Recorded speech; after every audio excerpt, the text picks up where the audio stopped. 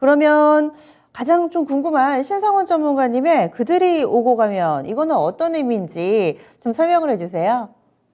네, 뭐 그들이라고 하면 이제 뭐 그 분들이죠. 그 분들인데 어제죠. 어제 그리고 오늘 해서 한 20시간 남짓 우리나라에 오고 간 이제 빈살만 왕세자부터 해서 뭐 네덜란드 총리 그리고 오늘 오시는 뭐 스페인의 뭐 총리 이렇게 이제 뭐 높은 분들인데 그분들이 오고 가면 뭐 그냥 우리 뉴스를 보면서 아 왔구나 이러는 게 아니라 지금 상황에서 어떤 것들을 얘기하고 가는지 주식하는 사람들이라면 그런 걸 좀 봐야 되지 않을까? 네, 그리고 가고 난 후를 이제 잘 살펴보자라는 의미를 갖고 있습니다. 네, 먼저 말씀드리기 전에 어제 뭐 뉴욕 증시를 보면 FED 긴축 우려 때문에 이제 좀 하락을 하고 또 계속 미국의 반복되는 우려의 이 패턴들이 나오고 있습니다. 어떤 반복되는 패턴이냐면 좀만 시장이 좀 괜찮아질라 하면 매파적인 이제 뭐 보지도 않았는데 이름은 다 아는 그런 분들 있죠. 뭐 제임스 블라드 뭐 이런 분들 계속 매파 발언을 내놓으면서 우려를 자꾸 합니다. 그리고 뭐 더 올려야 된다 긴축의 강도를 그리고 뭐 금리를 어제 7% 얘기도 나온 것 같아요. 하지만 시장 방향은 계속 지금 유지를 잘 하고 있다는 것을 우리가 좀 알아두시고 좀 겁을 먹지 않는 그런 대응을 해야 될 것 같습니다. 투심이 위축되거나 이러지 말고 좀 조심은 하되 네, 예전처럼 과도하게 예민하게 반응은 안 해도 될 것 같다는 얘기를 듭니다. 계속 이렇게 반복되는 연준의 매파적인 발언, 경기 침체 우려 비슷하게 반복되지만 그래도 조금씩 이렇게 변화는 나오고 있고 그 흐름은 주식 이 시장의 흐름에 조금씩 영향을 미치고 있다는 것을 우리가 알아두면 좋겠습니다. 이 외에도 이제 또 지정학적 리스크 부분에서 제일 지금 지루하고 좀 짜증도 나게끔 지나가고 있는 러시아 우크라이나 이 사태. 물론 원인은 이제 푸틴이 제공해서 계속 악의 축처럼 이렇게 돼 있지만 뭐 협상을 한다 안 한다 계속 말들이 많아요. 뭐 협상을 한다는 얘기도 나오지만 그러면서도 또 미사일은 계속 쏴버리고 네 그리고 또 오발이 나서 인접 국가에 가서 또 떨어지기도 하고 이런 일이 나오고 있는데 어제 질렌스키 우크라이나 대통령이 푸틴이 협상을 하고 싶어 한다는 약간의 이런 제스처를 발언을 했습니다. 그래서 협상에 대한 여지를 좀 남겨뒀는데 이 부분들도 좀 봐둬야 될 것 같은 네, 그런 요소인 것 같습니다. 이제 주말을 앞두고 있으니까. 네, 러시아가 여전히 어제도 공습을 했다고 하니까 조금 그래도 긴장감 있게 봐둬야 되는 네, 그런 요소인 것 같고요.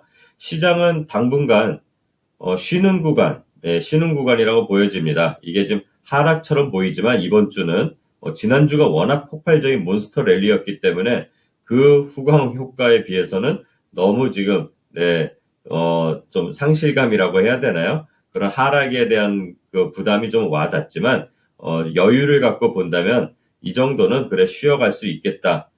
그런 쉬는 구간 유지 그런 걸 예상할 수가 있고 또 이 시장에서 우리 시장의 수급 특히 외국인들의 수급을 좀 잘 봐야 될 것 같습니다. 그들이 한 34일 그 정도 계속 꾸준히 들어온 6조 5천억이 이제 이번 주에 좀 한 몇천억이 이렇게 좀 빠져나가고 들어오고 이렇게 반복을 하고 있습니다. 이전에 여름에 서머랠리라고 표현을 하죠. 그때도 비슷하게 들락날락 하다가 시장에 좀 빠져나간 흔적이 있는데 그러지 않기를 바라면서 지수상 한 2,400 정도 지지를 잘 하는지 체크하면서 수급 동향을 좀 살펴볼 필요가 있는 오늘 주말인 것 같습니다. 그리고 이제 말씀을 또 드리자면 이 빈살만 왕세자가 오고 나서 다양한 MOU도 맺어지고 이제 뭐 투자 금액들도 막 불어나고 있습니다. 뭐 10조였다가 민간기업까지 합치면 뭐 40조, 100조 이렇게 막 네, 쉽게 뭐 조 단위가 막 올라가고 있는데 자, 이 이후에 이제 이전에 시세가 났던 종목들은 다 빠졌습니다. 뭐 하루 이틀 전부터 뭐 빠진다고 해서 예전에 이제 제가 트레이딩 관점으로 잘 챙겨놓으라고 말씀을 드렸는데 자, 이제부터는 실질적으로 거기에 참여하는 기업들의 이름들이 다 공개가 됩니다. 네. 그러면 그 기업들, 그리고 그 기업들과 함께 파트너십을 맺고 있는 작은 회사들의 주가들도 이제부터 살펴볼 필요가 있고, 그 중에서, 네, 좀 실적도 괜찮고, 실제로 함께 일을 할 수 있는 회사들이 어디인지를 좀 잘 옥석을 가려볼 필요가 있다.